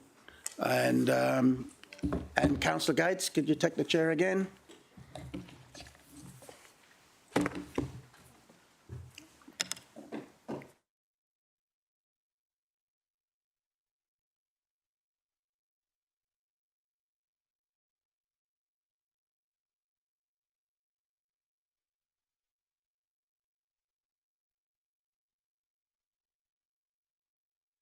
Are you moving us into close? No, I'm moving a declaration of my own. Oh, okay. Thank you. Go ahead. So I think it's up on the screen. It's in relation to Gordon Corporation, who are one of the parties mentioned in the report as a tenderer. They were a donor to my 2016 election.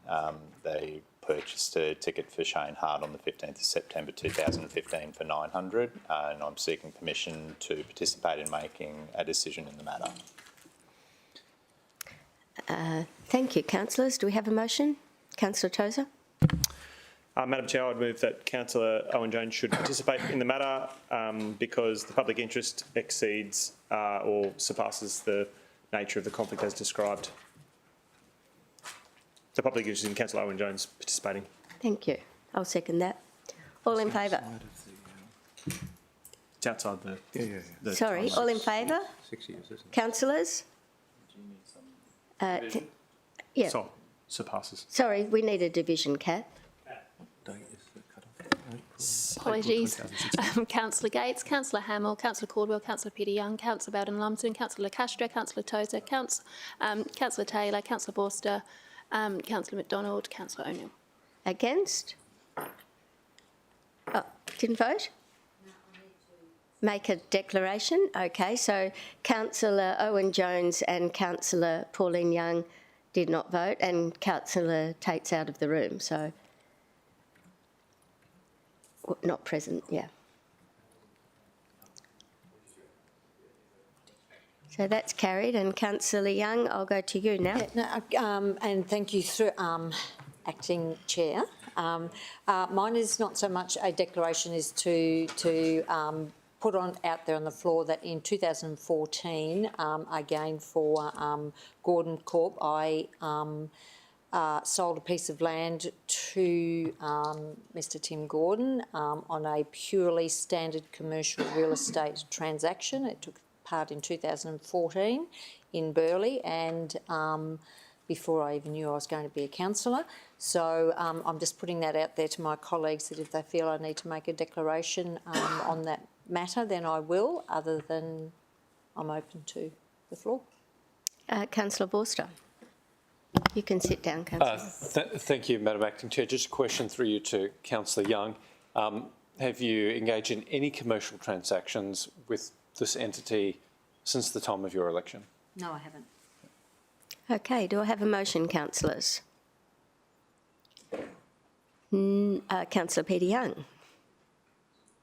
Oh, we don't need a motion. I don't think it's even a Sorry, we don't need a motion because does anyone wish for a declaration to be made? No? Okay, so now we'll move into closed session because this is a closed item and moved Councillor Pauline Young, seconded Councillor Taylor. All in favour? That is carried. We are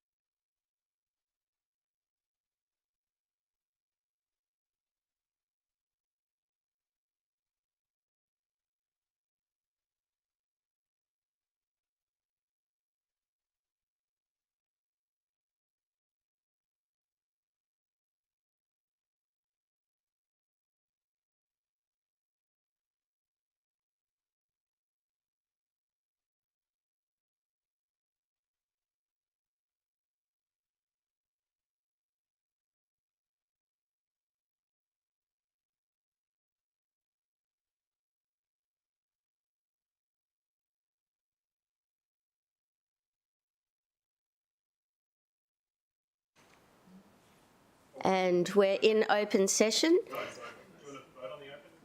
Oh, of course. Those in favour? We're all in favour. Thank you very much. So we're in open and we have a motion before us moved by Councillor Owen Jones, seconded by Councillor Pauline Young. And Councillor Owen Jones, do you wish to open, mindful of the fact this is a confidential item? Thank you, Acting Chair.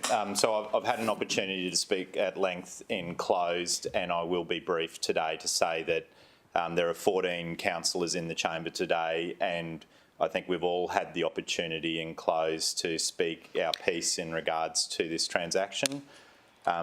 This is at least the third time in my memory that the tender process has come up, and what I did say in closed was that I think I've had a variety of positions over the time because of the importance of the decision and the strategic nature of the decision.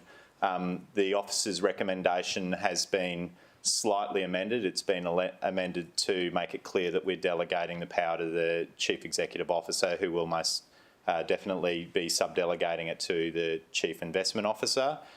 And it also has been amended to make it clear that the net proceeds of any future sale or the sale go to the Strategic Investment Reserve. Unfortunately, I'm not allowed to discuss terms or the quantity of the dollars involved. But what I would like to say is broadly that Strategic Investment Reserve, in my mind, enables the city to move forward with some other exciting projects. In regards to the Surfers Paradise area, the area has clearly benefited over the last 10 years in the enormous investment by the city, the state government and the federal government in regards to the light rail, and that, in my mind, has changed the way that the city has been moving. What we do know is that is the advice that we heard in close, that the occupancy rate of that car park is not as high as what it might appear, and that is fundamentally because it goes down quite deep and there are inevitably, quite literally, floors of space that aren't occupied by cars on a daily basis. So the on-grade car parking that you see as you drive down the highway is clearly used, and I think it was some 600 cars a day, but there is a significant portion on average of the site that isn't fully utilised, and I think that this is, in my view, the best way forward for the city. Thank you. Speaking against, Councillor Young, I should mention there was a foreshadowed motion that has been moved by Councillor Taylor, so if this vote is not successful, we'll bring into play the foreshadowed motion. Thanks, Acting Mayor. Just speaking against the motion before us, and I've been impressed with the debate that's been undertaken today, both in favour of the sale and against that. I think the arguments presented have been very strong and very genuinely put. For my part, I've participated in voting on this particular outcome many times and my position's never changed. The last time we debated this, I was borderline. I almost went with the sale. But this time I'm even more convinced that we should not sell it. I think that it's accepted that the asset as it is not getting the best utilisation, that it's not providing the best economic return to the city. There's 660 people a day that will probably contradict that position because they use it as a car park, and obviously traders in the vicinity have made it known to us over the years that they value it as an asset. I think that it's incumbent upon us to identify the best outcome for the city with that asset, and I don't believe that selling it to a private contractor for whatever sum of money and for whatever intended purpose is going to be the best. I think we should be defining what the best use of that site is in the future, because we need to really be supporting the economic viability and sustainability of Surfers Paradise in particular, and that's something that we have a lot of capacity to control, and I believe that by selling the centre now, it will diminish our capacity to deliver or ensure the delivery of good outcomes economically for Surfers Paradise. I think it's there's all sorts of arguments about the gift to the city and its and our obligation to keep it. I'm not subscribing to that. I just genuinely believe that our best economic outcome is achieved ultimately in the long run by retaining the asset and redefining what we want it to be and going to the market with that proposition. Thank you. Thank you. I'll just tell you that Mr Hicks, one of the descendants of the person who gifted the land to the city, was my constituent for many, many years, and he was 100% supportive of the last sale when we went through that process. So we have discussed it at length and he was quite happy. So speaking in favour, Councillor Tozer. Thank you, Madam Chair. This issue has been raised over the last 10 years a number of times, and it's always fraught with lots of community interest because of its current use as a popular car park. And you know, I want to be frank with the public as well. I'm trying to change my views at different times depending on the particulars in the report that we consider. And today the report's confidential, so I can't go into all the details, but there are three reasons why I'm supporting the motion today. The first is that I think the data in relation to usage over the last couple of years, we've had a chance to really see whether that asset is used as much as people say it is used. And I think, frankly, the data reflects that people's behaviour when it comes to how they engage with the centre of town has changed. And frankly, the car park is empty a lot more than we might think. Whilst it does have the capacity to hold many, many cars, the occupancy rates just aren't where we would hope they might be in order for us to realise the kind of investment return that we'd hope on a car park asset of that nature. The second reason I'm going to support the motion is actually, whilst I can't identify any of the tenderers, we can only call them the preferred tenderer. What I can assure the public is that the tenderer is the nature, or the nature of their company is someone where they invest in lots of different types of things. They're the kind of company that I think we'd like to attract to our city. It is actually really encouraging that a company of that type is expressing an interest in investing in our city in this manner. And whilst, again, we can't talk about the figures involved, what we can say is that the preferred tenderer has provided us, enough of a return for us to call them the preferred tenderer. And frankly, when that information does become public, I think the community can have confidence that the city is making good investment decisions, and we will be able to use the proceeds of that sale on other projects that have a great and quite considerable community interest. Frankly, it may be even that the proceeds of sale can deliver multiple projects. That is the magnitude of what we're talking about here. Multiple projects in our city could be delivered as a result of the sale today. The third reason is, Madam Chair, our city is changing. We've spent billions of dollars connecting the north to the south using public transport, and we must, as a city, change the way we think about moving in the city. And we need to plan for the city of 20 years from now. The idea that we retain this asset for its current purpose and its current way, I just can't see us having the right kind of foresight by retaining the asset. There has been no proposition on the table that has kind of given me any reason to think that we might retain it for any other purpose. There has been really a blank canvas. There's really been no particular ideas posed about its future use.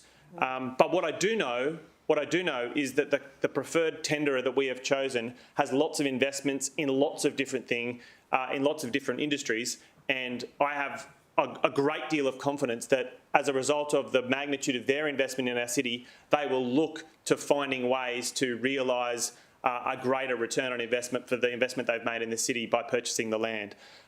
Frankly, that gives me great confidence that our future plans as a city can be realised, and I think that is a better proposition than anything the council could consider in terms of any sort of public-private partnership. I just am absolutely sure we should leave commercial property investment to the commercial market and not really be involved in that ourselves. We should just offload this asset and see this investor in our city realise the city of the future that we hope. I think Surfers Paradise will actually be enriched by this decision today, and I hope that councillors support the motion before us. Thank you, Councillor Tozer.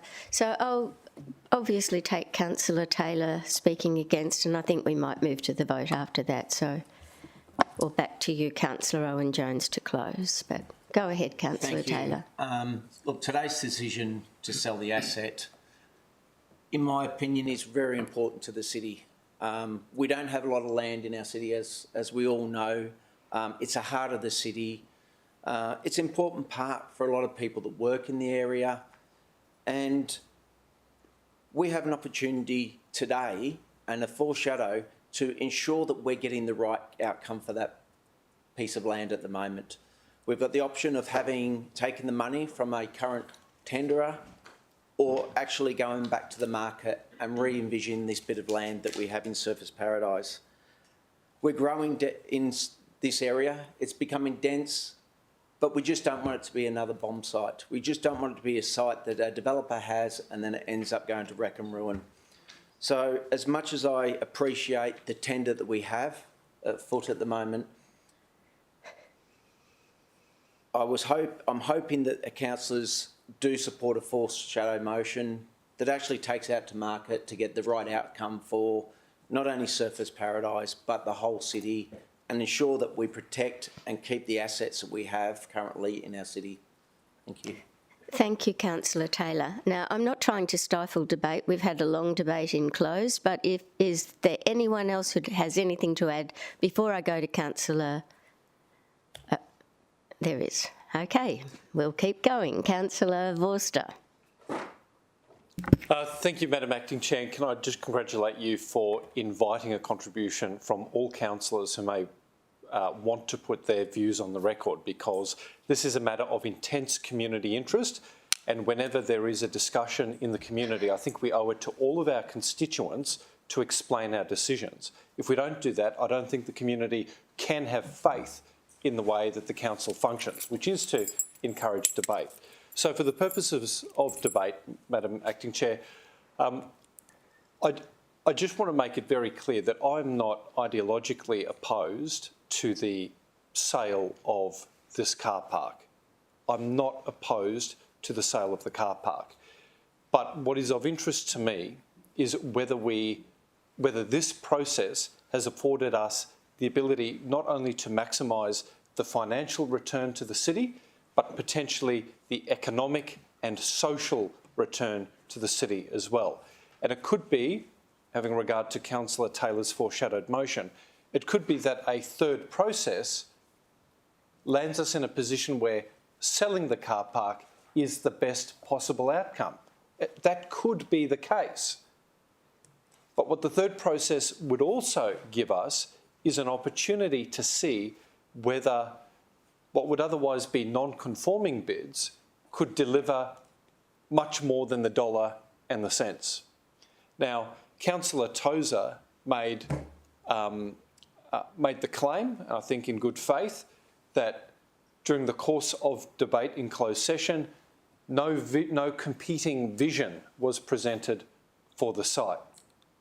Well, that's true, but selling a block of land with no conditions also delivers no vision for the site. So I don't think that we can rely on who happens to be the proponent to give us any suggestion that we will see movement at the station at all. We cannot rely on that. Madam Acting Chair, I'm not opposed to the sale of the car park. What I'm for is maximising the benefit to the ratepayer. And sometimes the benefit is more than just the price that you can secure today. We have a new CEO and we have a new Chief Investment Officer, and I would have loved to have given them the opportunity to shepherd a process to see what they can do. It's one of the things I'm most excited about with the new leadership afoot. So to any councillor during the course of debate, and I know this has been very collegiate and all comments made in good faith, but to any councillor that says, Vorster doesn't want to sell the car park, I have to say that's an absolute nonsense. What I want is a third process to make sure that we are, fourth process even,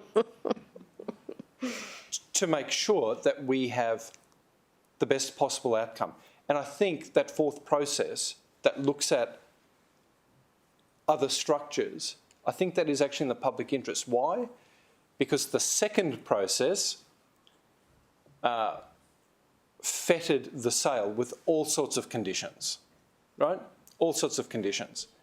And although this third process did not have those same conditions attached to it, in some ways it was even more fettered because it didn't invite or entertain non-conforming offers. So a Puritan might say this is a cleanest process. I would actually say it's the most limited process because it's led us down the path of the dollar rather than the economic, social and community return. But if that fourth process, which is the one foreshadowed by Councillor Taylor, says that a sale is the way to go, I'll put my hand up and I'll sell the car park. Thank you. Thank you, Councillor Forster. Councillor Bowden-Lumsden, are you speaking for? No, Deputy Mayor, I wasn't intending to. Okay, well, we'll leave it at that then. Thank you. Back to you, Councillor Owen-Jones.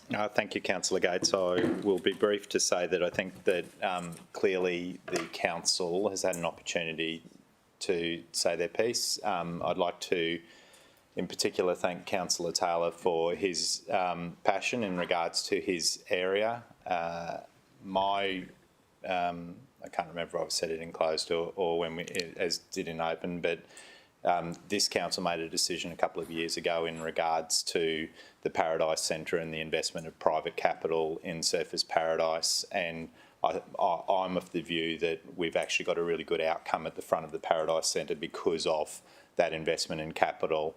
I see the support of the sale of the Bruce Bishop and the Surfers Paradise Transit Centre not dissimilar to that, in the fact that a not insignificant party is interested in investing a not insignificant amount into the city, which is only the very start of what renewal might look like in that portion of Surfers Paradise. And I think that that's really important, and in doing so it allows us as the custodians of the assets of the city to reinvest those funds in other worthy projects. Without a doubt, the process has been fraught with different opinions, and I think that it would be fair to say that as councillors, they've weighed heavily on us in making our decision today. Thank you. That is closed. Debate is closed, and I'll take the vote. Those in favour of the recommendation? Councillor Gate, Councillor Hamill, Councillor Owen-Jones, Councillor Patterson, Councillor Le Castre, Councillor Tozer, Councillor Pauline Young, Councillor O'Neill. Against? Councillor Caldwell, Councillor Peter Young, Councillor Bowden-Lumsden, Councillor Taylor, Councillor Forster, Councillor McDonald. Thank you. That is carried. That concludes our discussion on that. The Mayor is still here to come back in for... Do you want to take a break for lunch? Yes? Half an hour? Half an hour. We'll be back at 2:10.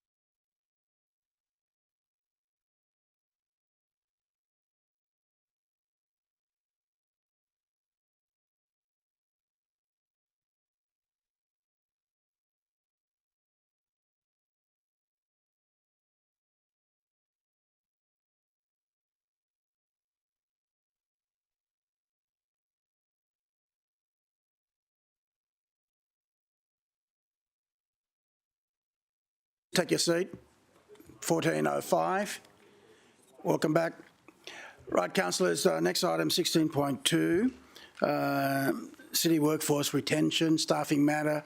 I move we go into close. Seconder, Councillor Gates. Put the motion to you. All in favour, show of hands. Against, motion carries. Streaming off.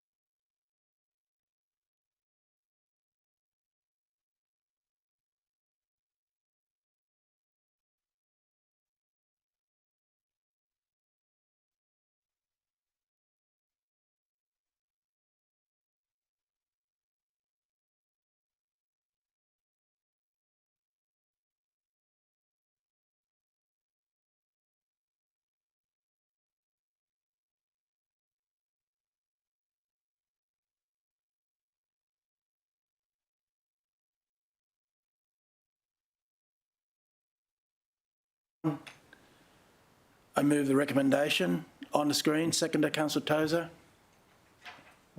Anyone speak against? Put the motion to you. All in favour, show your hands. Against? Carried, unanimous. Councillors, next item, corporate structure changes.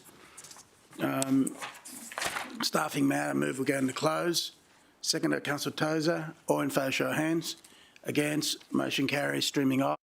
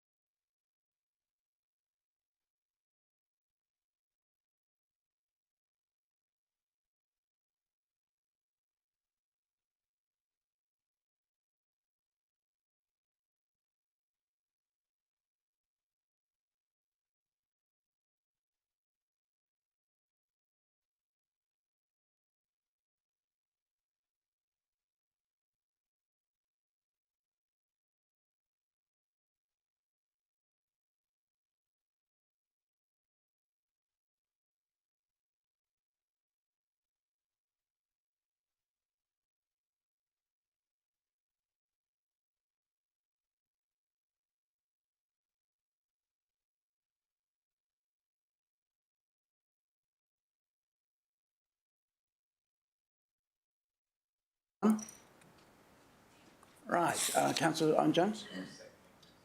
Oh, okay, I moved the recommendation on the screen. Seconded Councillor Owen-Jones. Go forward. Does anyone speak against the motion? Well, let's put the motion to you. All in favour, show of hands. Against? Carry. Unanimous. No other matters. Meeting closed 14:34. Streaming off.